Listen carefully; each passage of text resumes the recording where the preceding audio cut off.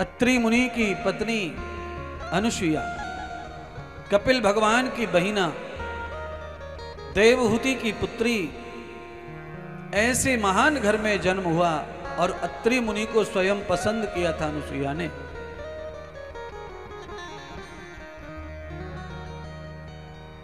मकान, दुकान, पैसा, ये चाहिए आज के युग में लड़की को।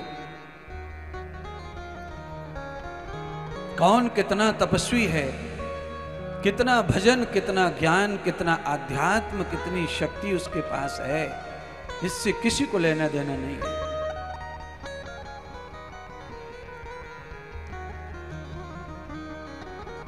भले ही दवाई गोलियां खा खा करके शरीर में ताकत पैदा करे आदमी, किसी को नहीं पड़ी इन चीजों से। हाँ, गोली खा ले, कैप्सूल खा के ताकत बन जाएगी, पर पैसे वाला मिल जाए, कमाने वाला मिल जाए, जरूरी है, वो भी जरूरी है, पर सबसे पहले जो जरूरी है वो है तप। अत्रिह रज तम सत, तीन गुणों को जिन्होंने अपने संयम सदाचार से, भजन से जीत लिया, इसीलिए ही उनको अत्रिय कहा गया। आगक्षम आगते त्रिगुणान पुण्यम, अपने तप साधना से उन्होंने तीनों गुणों को अपने अंदर प्रवेश करा लिया और उन पे विजय प्राप्त कर ली। देखिए, अपने अंदर तो हम बहुत सारी चीजों को प्रवेश करा सकते हैं, काम को, क्रोध को, मद को, ज्ञान को, विज्ञान को, पर उनके ऊपर विजय प्राप्त कर लेना तब साधना बनती है, तब तप बनता है। ऐसे नहीं बन जाएगा। है? अच्छा बोलिए, आपने दूध डाल दिया भगोनी में और नीचे अग्नि जला दी, छोड़ दो उसकी लगाम, दूध को अग्नि के भरोसे छोड़ दो। मैं गारंटी ले सकता हूं, आधा घंटे में दूध भगोनी में मिलने वाला नहीं है। कहां चला जाएगा? भगोनी के बाहर जाएगा अग्नि के प्रताप से, क्योंकि अग्नि के ताप को भगोनी का दूध पचा सकता नहीं है।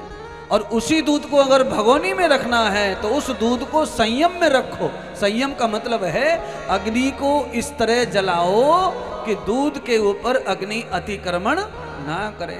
दूध भगोनी में बना रहेगा और दूध सुगंधी देने वाला उबल जाएगा, ऐसा उबलेगा जिसमें से सुगंध आए। होली सी, जोर से होली सी जला दी और दूध रख दिया, 2 मिनट में दूध उबलने लगता है, इधर से उधर से भगोनी जल जाती है, क्योंकि अति से ज्यादा सब चीज बुरी है। अग्नि को भी सरल और संयम में रखो, आपको दूध से डरना नहीं पड़ेगा, भागना नहीं पड़ेगा दूध के लिए। अरे दूध भगोनी में रखा है, जरा देख लो, उबल जाएगा, फैल जाएगा, ये नहीं करना पड़ेगा। क्योंकि पुराने समय में घर के आंगन में गड्ढा खोद करके ऊपले डाल दिए जाते थे, गौरी कंडे, और कंडे पे रख दिया जाता था मटका, मटके में भर दिया जाता था दूध, और पूरे 4-6 घंटे तक महिलाएं काम करती रहती खेत में, खलिहान में, आकर के दूध को देखती तो यम मलाई पड़ी रहती और खुशबूदार दूध बनकर तैयार हो जाता है। क्योंकि जितनी दूध को अग्नि चाहिए उतनी ही प्राप्त होती थी।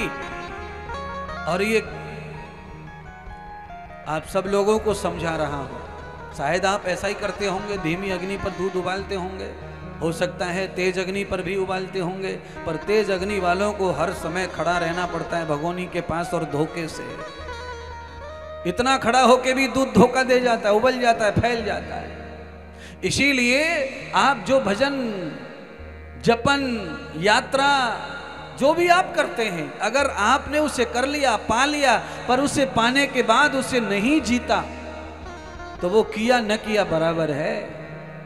इसीलिए जो जो भी आपने नियम पकड़े हैं उनको जीतना जरूरी है।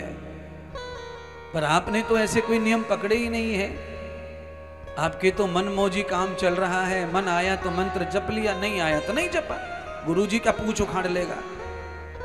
है? अच्छा, गुरुजी कौन सा अंतर्यामी है जो उसे पता चल रहा होगा कि मंत्र जप रहे हैं कि नहीं जप रहे हैं? लोग ऐसा भी सोचते हैं, पर न गुरुजी अंतर्यामी है, न गुरुजी किसी का परीक्षा कर रहा है, न गुरुजी कोई पेपर दिलवा रहा है। मंत्र जप लोगे तो तुम्हारा है और नहीं जपोगे तो भी गुरुजी का उसमें कोई झंझट नहीं है। गुरुजी ने तो आपको बस चेतन कर दिया, सावधान कर दिया।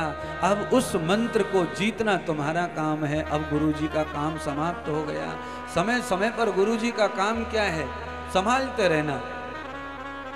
हम छोटे थे ना तो गेहूं में पानी देते थे, और गेहूं उगता था उससे पहले गेहूं की पानी के लिए मेड़ बनाते थे मांझे से। और जब पहला पानी गेहूं में देते थे तो फावड़े से दोनों तरफ से मेड़ को ठोकते थे, क्योंकि मेड़ पुक्कल रहती, पोली रहती मिट्टी।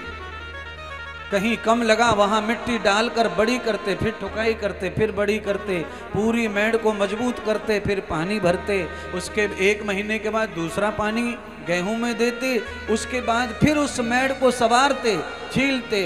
कहीं दरार पड़ गई, कहीं छोटा हो गया, यहाँ से पानी निकला था, वहाँ मिट्टी डालकर बड़ी करते, उसे रिपेयर करते। गुरुदेव का काम केवल ये है कि तुम्हारी जिंदगी में भक्ति का अमृत भरे समय समय पर। उसके लिए समय समय पर मैं तो रिपेयर तो करता रहूंगा, पर पानी तो अब तुम्हें स्वयं ही देना पड़ेगा। और वो तो मैं करता रहूंगा, चाहे जीवन में जो मुश्किलें पड़े। वो मेरा काम है, मेरी जिम्मेदारी है। मैं उनसे पीछे कभी हटा नहीं और हटता नहीं।